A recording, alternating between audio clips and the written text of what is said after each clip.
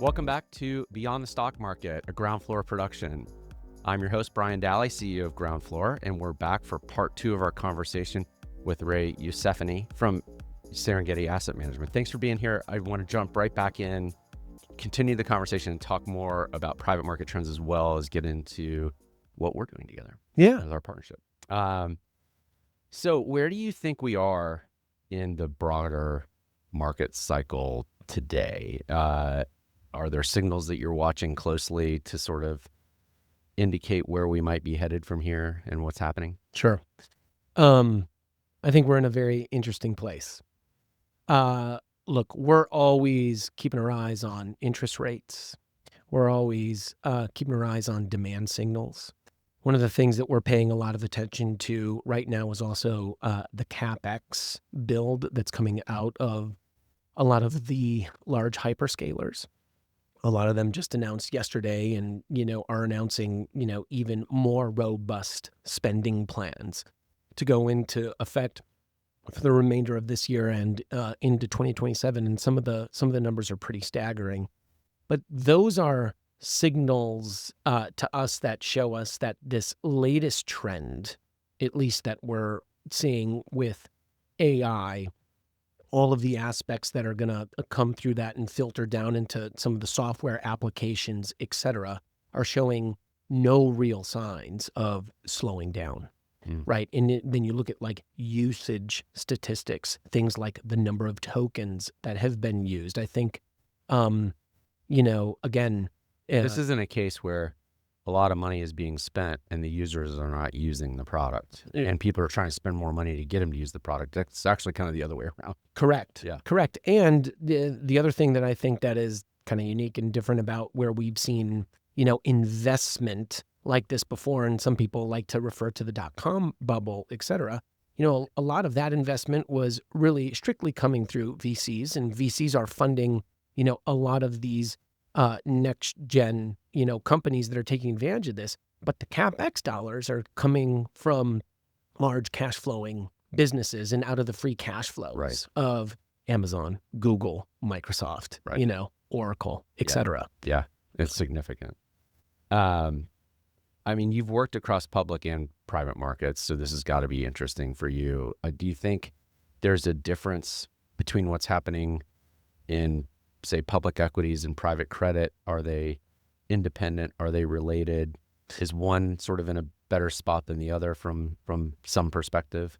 How would you compare them? Yeah. So look, there's a bit of volatility in both of the asset classes right now. And I would say that the one probably consistent underlying theme that you're seeing where there's been some pressure is really around this whole question of, okay, if we were to take kind of like the software sector as an example of this, what is going to happen to the terminal value of those software companies, right? And you're seeing that play out in the equity markets. Now, on the same token, that's a place of pressure for the equity markets, but then you have semiconductors, you have the fabs, you have everybody else that's trading up tremendously because as they prepared for these next build-out cycles. And typically it's the application layer, so the software companies that then benefit from that further down the line. Right. But then there's this threat of AI. How much is it going to take over? Is everybody just going to be vibe coding, like their way to software nirvana, right? And that, I think, is also where you've then seen some of the pullback in the credit markets, whereby some of these software businesses may have been over-levered either through buyout transactions or themselves took on like a little bit more debt than what was perceived to be healthy. And you see that playing out in real time in pressure within that market. Sure. And if the cash flows aren't what people were forecasting and debt was raised because maybe of a disagreement about valuation or concern about dilution, it's pretty easy to picture how, some sectors, especially in private companies, you can't really tap public equity. Sure. Right. But they can certainly, there's plenty of public debt or private debt Right. out there to tap into. And it sounds like that's the formula that's kind of gotten us into that situation, right? But Refer to it by funny names like the Saspocalypse, Saspocalypse, right? Yeah. Which is a funny name, everybody. Pithy. Yeah. So it sounds like when it comes to that dynamic, there is a dynamic between public and private. Obviously, today you're very active on the private side. Do you think what happens in public equities, as we watch the stock market, the S&P 500, people are looking at their 401k, which is for the most part probably indexed into something like the S&P 500 or the total market index. I mean, should people expect real differences between what happens with the two, and how do they think about that? How do you think about that? To be clear, yes, there's softness maybe in like pockets of that market, but overall, I think that there's enough probably cushion in the system for both of those markets to remain healthy, absent some more of these significant, dislocating events like a war in Iran. Right. Or some of these macro events that are, very difficult to, prognosticate or predict. Sure. Okay. But the real, I think, difference between those two markets, and it can work for your investors depending on what their, goals are, is that, if you're in an equity fund or whatever, you're going to be getting returned, historically 6 to 8%, compounding. And then if you transition into the private credit markets, right, maybe it's, that same 6 to 8%, but, you're trying to get like a cash pay or a cash yield or something like that, on top of it. And the equity is a bit more of a compounding feature, and then the private credit is more of an income feature. Yep, I get it. Thanks for that. I appreciate it. I want to turn to our partnership. Groundfloor's mission is around expanding access to private markets. When you think about our partnership, how does it align with what Serengeti is trying to accomplish? And what does it mean for the investors on our platform who are going to be checking this out? Sure. Well, first of all, love the mission, and we're so happy to be partnering with you. And thank you and your investors for investing in the Big Cat Fund. We're thrilled. Look, I think there's a lot of alignment on what we're trying to achieve. Love the fact that we could bring something like a stock finance solution to your investor base, right? And then with that capital, turn around and actually help out the real economy, right? By getting that capital into the hands of our counterparties that need that capital. And this is just a better solution for them, right? To be able to live their lives and continue on and continue adding value in these late stage private behemoths. When you put money into this, it's actually coming back into the economy. 100%. Yeah. For the most part. Interesting. Yeah. Yep. I like that. That is. And the other thing, maybe we didn't get a chance to really talk about this in the last session, but I do think it's important to maybe draw a parallel between our return profile and then like direct equity investment into interesting into the private markets. And like I was saying before, with our instrument, we'll be able to outperform a direct investor in the last round or buying in the secondary market, right? From when you have an exit that's down 70%, all the way up until the company doubles in value because of that dual return mechanism that I was talking about with the PIK and the stock fee.